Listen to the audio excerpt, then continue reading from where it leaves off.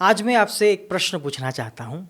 यदि इस संसार में गुरु शब्द ही मिट जाए तो क्या होगा? सोचिए, बच्चा बोलना किससे सीखेगा? विद्यार्थी पढ़ना किससे सीखेगा? डॉक्टर ऑपरेशन किससे सीखेगा? पायलट विमान उड़ाना किससे सीखेगा? संगीतकार सुर किससे सीखेगा? और सबसे बड़ा प्रश्न, मनुष्य मनुष्य बनना किससे सीखेगा? यही कारण है कि भारत की संस्कृति ने कहा, गुरु ब्रह्मा गुरु विष्णु गुरुदेवो महेश्वर, गुरु साक्षात परम ब्रह्म तस्मै श्री गुरुवे नमः।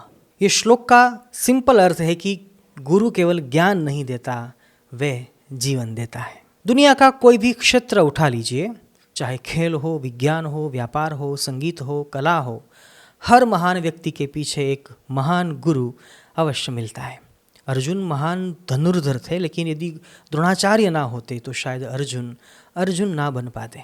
छत्रपति शिवाजी महाराज महान थे, लेकिन उनके जीवन में समर्थ रामदास जी का मार्गदर्शन था। स्वामी विवेकानंदा विश्वविख्यात बने, लेकिन उनके पीछे श्री रामकृष्ण परमहंस थे। इस संसार में सफलता कभी अकेले नहीं बनती, उसके पीछे किसी न किसी गुरु का तप, समय, प्रेम और मार्गदर्शन अवश्य होता है।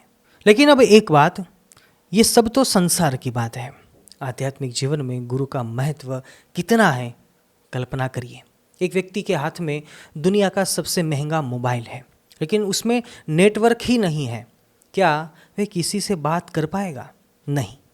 मोबाइल कितना भी अच्छा हो, बिना नेटवर्क के वह केवल एक डिब्बा है।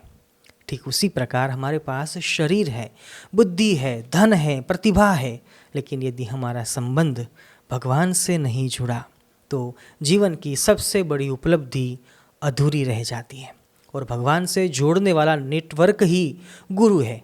गुरु केवल शास्त्र नहीं पढ़ाता, वह आत्मा को परमात्मा से जोड़ देता है। और यही कारण है कि कहा गया है, गुरु बिन ज्ञान न उपजे, गुरु बिन मिले न मोक्ष। अब मैं आपको एक छोटा सा उदाहरण देना चाहता हूँ। एक जंगल में दो व्यक्ति रास्ता भटक गए। पहला बोला, मेरे पास बहुत महंगा वाला नक्शा है। दूसरा बोला, मेरे पास कोई नक्शा नहीं है, लेकिन मेरे साथ एक ऐसा व्यक्ति है जो इस जंगल से हजारों बार गुजर चुका है। आप ही बताइए, मंजिल तक कौन पहुँचेगा? स्पष्ट है, जिसके साथ अनुभवी मार्गदर्शक है। जीवन भी एक जंगल की तरह ही है। यहाँ मोह है, क्रोध है, अहंकार है, लोभ है, भ्रम है। इन सब के बीच जो हमें सही मार्ग दिखाता है, बस वही हमारे गुरु है। इसलिए गुरु केवल शिक्षक नहीं है, जीवन का दिशा सूचक है, कंपास है। अब प्रश्न आता है, गुरु पूर्णिमा क्यों मनाई जाती है? क्या केवल फूल चढ़ाने के लिए? क्या केवल आरती उतारने के लिए? नहीं।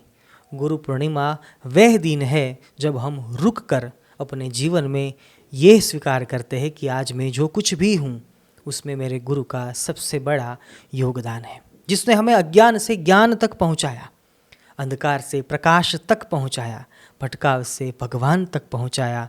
उसके प्रति कृतज्ञता व्यक्त करने का दिन मतलब गुरु पूर्णिमा। हमारे शास्त्र कहते हैं, मनुष्य जन्म के 3 सबसे बड़े ऋण होते हैं, देव ऋण, पितृ ऋण और गुरु ऋण।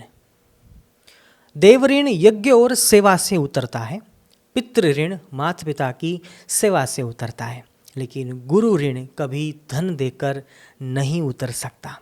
गुरु ऋण उतरता है जब हम उनके बताए हुए मार्ग पर चलते हैं, उनकी आज्ञा का अनुपालन करते हैं, उनके आदर्शों को अपने जीवन में उतारते हैं और उनके दिए हुए ज्ञान को समाज तक पहुंचाते हैं। और इसीलिए गुरु पूर्णिमा केवल उत्सव नहीं है, यह अपने गुरु के प्रति समर्पण का संकल्प दिवस है। आज यदि आपके जीवन में कोई ऐसा गुरु है जिसने आपको भगवान से जोड़ा, आपका जीवन बदला, आपके भीतर के अंधकार को मिटाया, तो आज का दिन केवल हैप्पी गुरु पूर्णिमा लिखकर समाप्त मत कर दीजिएगा।